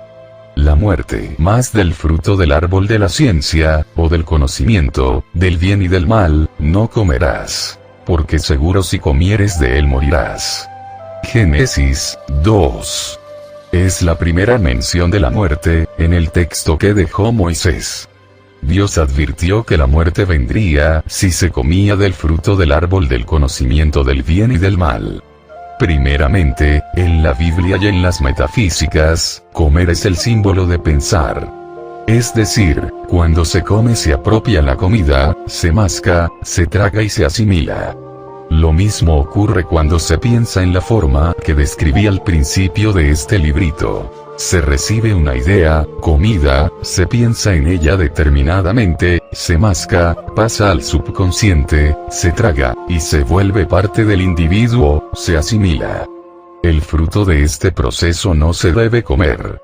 En el proceso digestivo, solo a los niños muy pequeñitos se les ocurre comer el excremento. El fruto del proceso mental es la manifestación exterior, o sea, las circunstancias y las experiencias producidas por las imágenes que tenemos en el subconsciente. Esto es el fruto. El árbol del conocimiento del bien y del mal no es un árbol que exista en alguna parte. Es una figura simbólica que describe exactamente el proceso mental y las leyes que lo gobiernan. Al tener nosotros el conocimiento de las leyes de la creación expuestas ya en los capítulos anteriores, somos el árbol que produce el fruto de ese conocimiento. Se nos advierte en el texto de Moisés, que no comamos el fruto que producimos, o sea que no vayamos a juzgar por lo que vemos producido en el exterior. Que no vayamos a formar conceptos erróneos basados en lo que vemos suceder, porque lo que sucede no es sino el fruto de un conocimiento interior nuestro, bien sea un conocimiento, concepto, basado en el bien, o un conocimiento, concepto, basado en el mal. De nuevo, que no formemos una opinión basada en lo que vemos, pues esto sería comer el fruto. Consultemos con el ser divino y él, la verdad, nos dirigirá siempre en línea recta. Todo esto, explicado por Kant, por ejemplo, es ininteligible para todo el que no sea altamente erudito, y aun a los eruditos se les escapa la clave porque están pletóricos de imágenes basadas en conocimientos intelectuales. El conocimiento intelectual es un tirano que no permite el paso, ni permite levantar cabeza a las ideas espirituales. En la Biblia llaman a la idea espiritual un niño, porque es pura y no conoce la malicia. El que está lleno de erudición considera esto cosas de niños. El último eslabón de la cadena que comienza con el primer pensamiento errado es la muerte. Imagínate una cuerda con un nudo. Imagínate que la cuerda que está a la derecha del nudo es ya el final del rollo. Por lo tanto se ha aflojado y anchado. Imagínate que a la izquierda del nudo, la cuerda continúa hasta no vérsele el fin. Imagínate una hormiga parada en el centro del nudo, viendo hacia dónde se dirige. Al fin se decide por la cuerda de la derecha, porque ve que es más ancha y más cómoda. Al llegar a la punta caerá en el espacio. Si atina a decidirse por la cuerda de la izquierda, a pesar de ser esta más angosta, se amoldará pronto y continuará firme y segura para siempre. Este es el cuadro de lo que sucede cuando se elige entre pensar negativamente o pensar positivamente. El camino negativo parece cómodo y termina pronto. El camino positivo es la puerta pequeña y el camino angosto que lleva a la vida. Pocos hay quienes lo encuentran. El pecado original es la decisión que se hizo en el nudo. La muerte es inevitable en el camino negativo. Es un resultado natural de esa vía, pero nada nos impide devolvernos. No tenemos que morir, nosotros lo resolvemos. Jesús dijo que la muerte sería el último enemigo que venceríamos. Lo prometió. Los grandes avanzados no mueren, solo trascienden. Moisés trascendió. Elías trascendió. Jesús no murió. Las escrituras sagradas no dicen que murió, dicen que entregó el espíritu, que en léxico metafísico significa algo muy diferente. Equivale a proyectar el cuerpo astral, el alma, fuera del cuerpo físico. En las operaciones quirúrgicas, los médicos llenan el cuerpo físico con éter o cloroformo u otras sustancias de la misma consistencia del cuerpo astral. Este se desaloja porque las sustancias análogas ya no le dejan espacio en el cuerpo.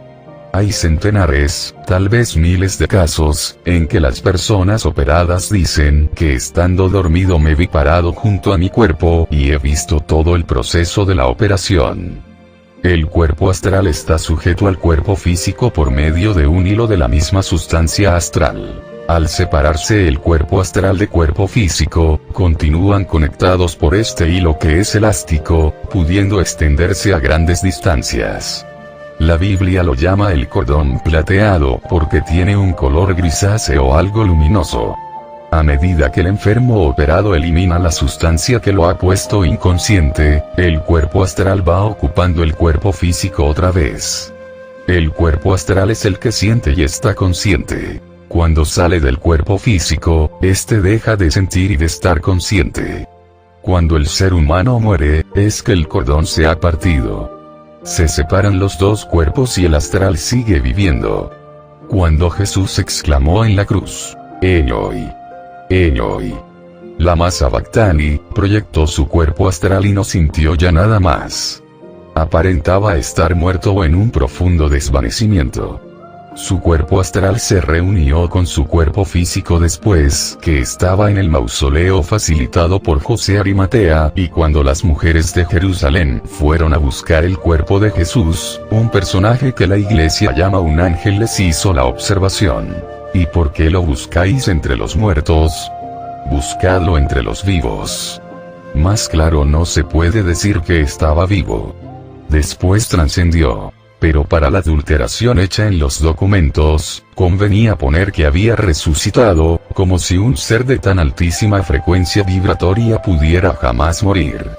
A medida que limpies tu subconsciencia de las imágenes negativas, se van transformando las células de tu cuerpo, volviéndose positivas, y te va, como quien dice, devolviendo hacia la meta de la vida.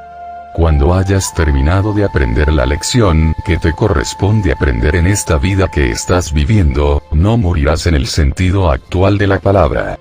Pasarás al otro plano sin incomodidades, sin haber tenido una enfermedad. Simplemente te irás una noche en medio del sueño. En los santos de la Iglesia Católica, se tiene que admirar la voluntad de perfección que los movía. Pero ignorantes de la ciencia del bien y del mal se impusieron torturas espantosas, que eran no solamente innecesarias sino que constituían una ofensa imperdonable al cuerpo, el cual no es otra cosa que el templo del ser divino, y como tal estamos obligados a cuidarlo y atenderlo.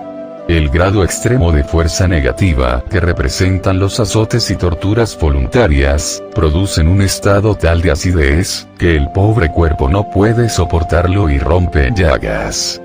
Por ese motivo fue que tantos santos murieron llagados o en el último estado de la tuberculosis.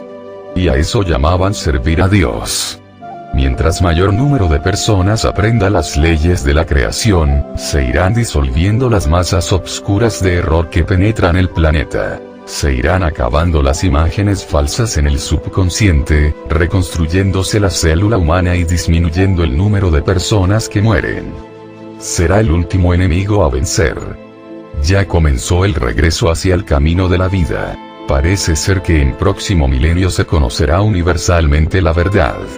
Einstein adujo que cuando la célula humana se transforme en energía eléctrica, los hombres conocerán cada uno su propia ecuación y podrán desintegrar y reintegrar sus cuerpos a voluntad. Por lo pronto, cuando el ser se desprenda de su cuerpo físico en lo que llaman la muerte y entra a vivir en el plano que sigue, lo que más le sorprenderá será constatar que todo lo que piense se le manifestará frente a sus ojos instantáneamente. Pues no habiendo materia inerte que retarde el proceso, el objeto o la condición aparecerá simultáneamente, al pensarlo. Esto le causará una confusión que podría ser caótica, llevándolo a creer que en verdad está en el purgatorio y hasta en el infierno, pues el terror le agravará la condición. Pero siempre lo estarán esperando familiares y amigos para guiarlo y explicarle las condiciones del plano. La reencarnación y por qué no recordamos nada de lo que fuimos en vidas anteriores. Preguntan siempre los estudiantes de la verdad. Qué bueno que es así. Qué grande es el amor de Dios y sus leyes sabias. Primeramente, si yo te preguntara ahora, ¿qué hiciste tú el martes pasado? A menos que esa fuera una fecha muy marcada para ti, me contestarías: no recuerdo, tendría que recapacitar. Y perderías el tiempo recapacitando algo tan inútil, superfluo y tan poco provechoso como es traer el pasado al presente. ¿Qué ganarías con revivir esos días pasados? Nada, y probablemente revivirías algo desagradable, porque siempre hay algo desagradable en el pasado. Tú has sido criminal, preso, mujer de la vida, esclavo, etc. Si pudieras rememorar esas épocas muertas, volverías a sentir todo lo desgraciado que fuiste. Si lograras recordar la época en que fuiste reina o rey, pasarías muy malos ratos atestiguando las injusticias y las torpezas que cometiste. Tu alma de hoy no podría soportarlo. Te voy a decir lo que se siente cuando se regresa la mente a un pasado tan remoto. Es como si tú, acabado de bañar, empolvar y empapar de agua de colonia, te obligaran a meterte en un barrito de inmundicias, en el cual no te pudieras mover para sacar la cabeza y respirar. Si alguna de tus vidas pasadas fue muy espléndida y regalada, al volver a tu estado presente te sentirías muy mal, muy inconforme si notaras que esta vida es inferior a aquella en ventajas materiales. La vida es una escuela y cada vida es un grado más adelantado que el último. Si una vida es plena y la que le sigue es pobre, es porque se desperdició algo o se dejó de aprovechar y hay que rehacerlo de nuevo. El amor de Dios no conoce el infierno. Nadie se condena eternamente. Todo tiene perdón. Todos tenemos una nueva oportunidad y hasta 70 veces 7, como lo dijo Jesús. El karma es la ley de causa y efecto. La casualidad no existe. Todo tiene una causa, toda causa tiene un efecto. Hay karma bueno y karma malo, ya los conoces. Es la deuda que contraemos por el mal y el cobro por el bien. El ser divino es señor del karma. En él no existe karma, entonces, ¿es posible borrar un karma malo? Sí, mirando al ser divino, acostumbrándonos a habitar su morada. El Salmo 91 lo dice. Además, al adquirir el ser humano lo que se llama la conciencia espiritual, que es el estar pendiente de cumplir las leyes que he expuesto ya, no se está bajo las leyes materiales, se está bajo la gracia. Se tiene el derecho de invocar las leyes superiores, muchos de los efectos kármicos son disueltos automáticamente por efecto de que el individuo eleva a menudo su pensamiento. Él mismo no se da cuenta de su privilegio, sino cuando compara lo que le ocurre a otros y que le es evitado a él. En ese momento se asombra y se le ocurre que él está protegido por una presencia invisible. Las reencarnaciones cesan cuando el individuo ha desarrollado el amor por todos sin distinción. Cuando ya sabe colocarse en el lugar de otro y comprender el motivo que lo impele a actuar como actúa.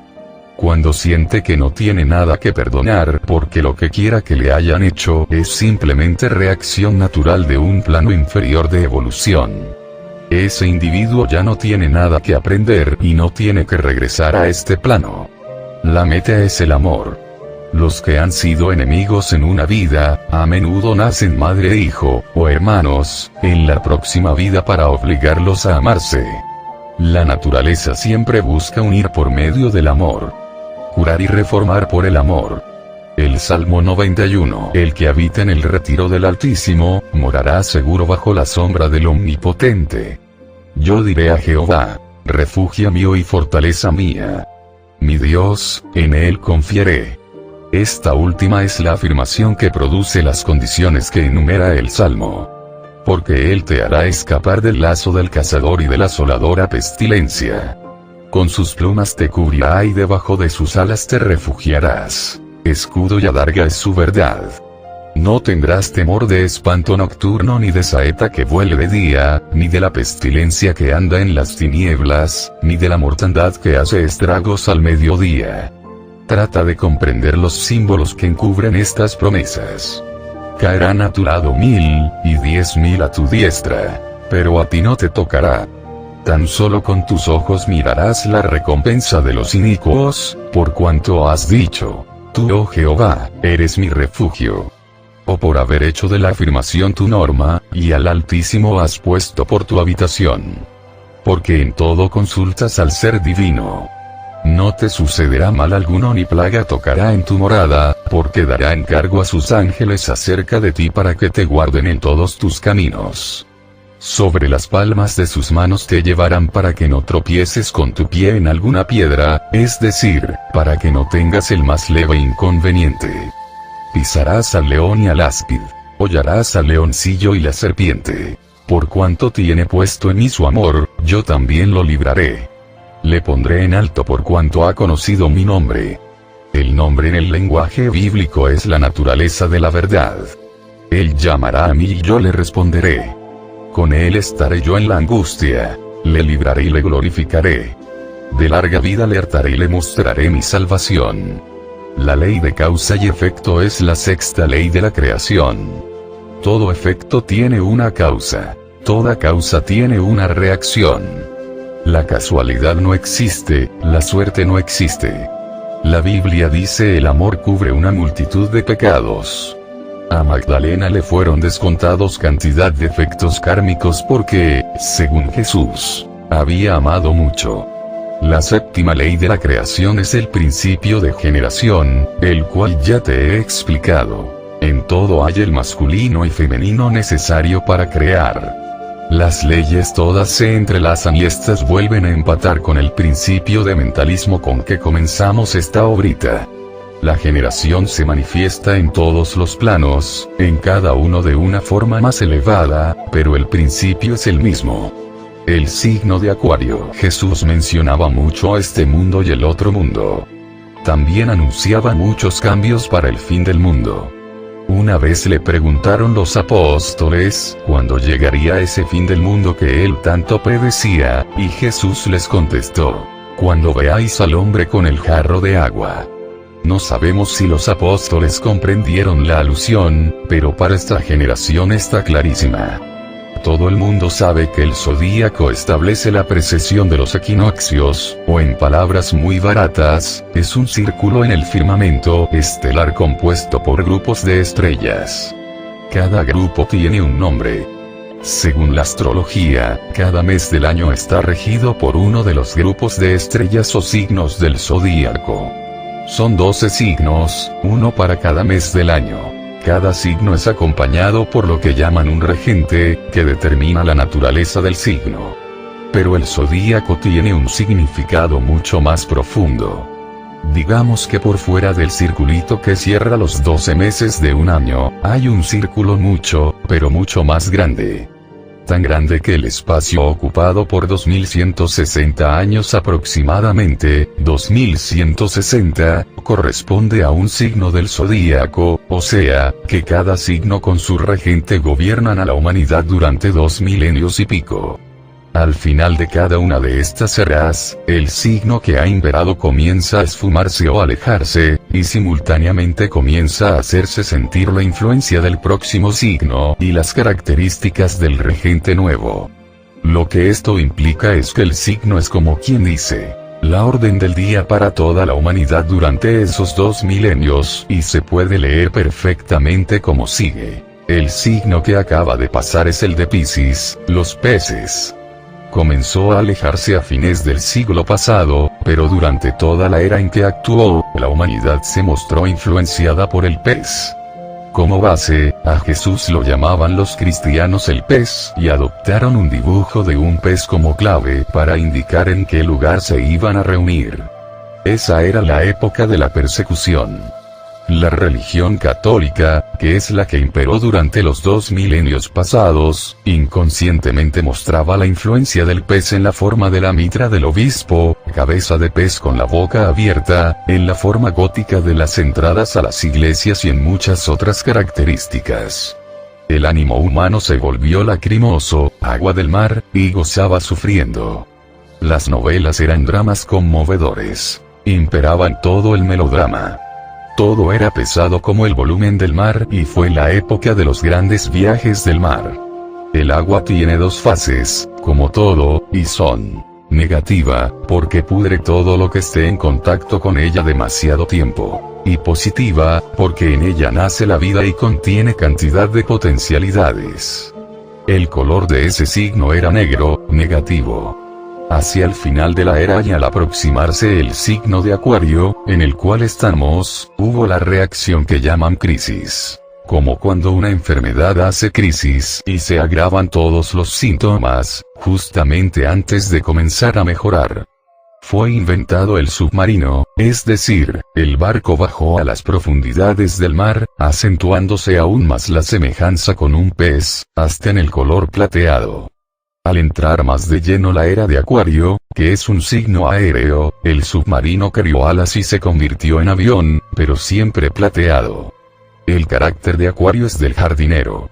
Representa un hombre con un jarro de agua al hombro. Siempre ayuda a regir el agua, pero en cantidad razonable. El jardinero celeste cultivará su jardín para que las plantas den flores, para que la humanidad se perfeccione. El signo lleva 2 líneas irregulares a los pies del jardinero que significan corrientes.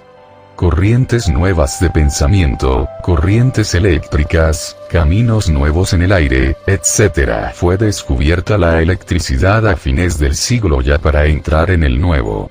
Poco a poco fue invadiendo nuestras vidas hasta que vivimos en ella y por ella, junto con ella y rodeados de ella.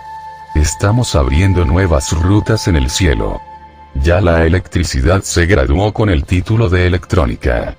El elemento que va a terminar de transformarlo todo en una era nueva y diferente es el uranio, llamado como su regente, Urano. Los signos alternan. Uno es positivo, el próximo negativo. Acuario es positivo. Para esta era está predicha la unión de las religiones con la ciencia. No habrá una religión que impere como imperó la católica en la era pisciana. Todas se unirán en una sola verdad. Cada cambio de signo trae grandes cambios en el planeta y en la mente. El nuevo signo actúa como una purga que revoluciona todo lo antiguo para dejar limpio el terreno, acondicionado para la selección que trae el nuevo signo. El color de este signo es el blanco. Es la era espiritual y en la historia de la humanidad será la más grandiosa que ha imperado. Las señales que estamos viendo, tan alarmantes, tan perturbadoras no significan sino que Urano, llamado el Destructor, está efectuando su limpieza a mano armada. La destrucción es muy buena cuando rompe todo lo malo y viejo para dejarle el puesto a lo nuevo y bello.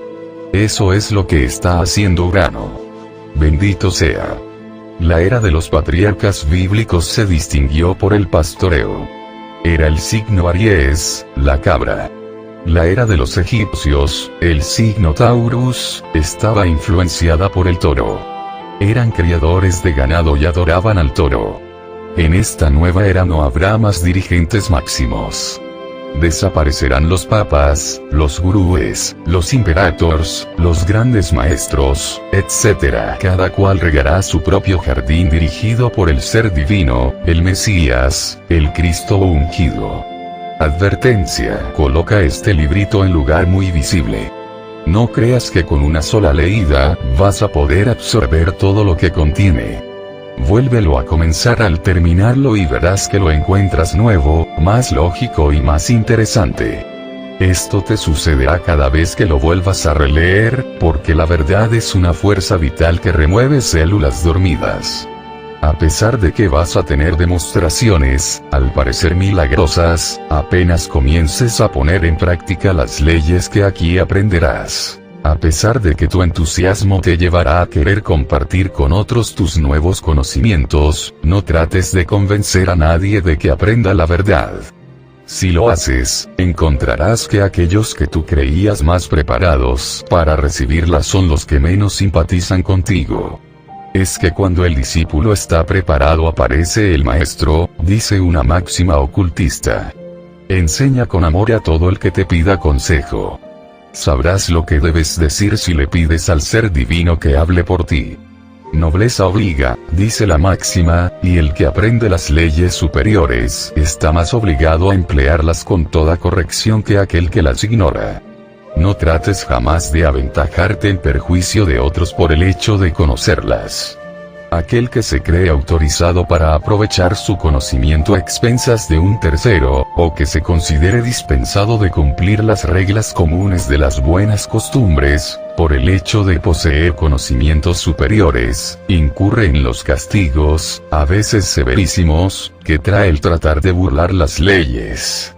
El metafísico es mejor inquilino, mejor amigo, mejor padre, mejor gobernante, mejor ciudadano, mejor prójimo, mejor hijo, mejor deudor, mejor patrón, y mejor empleado que los demás que no son metafísicos, por el mismo hecho de conocer las leyes inmutables y sus efectos.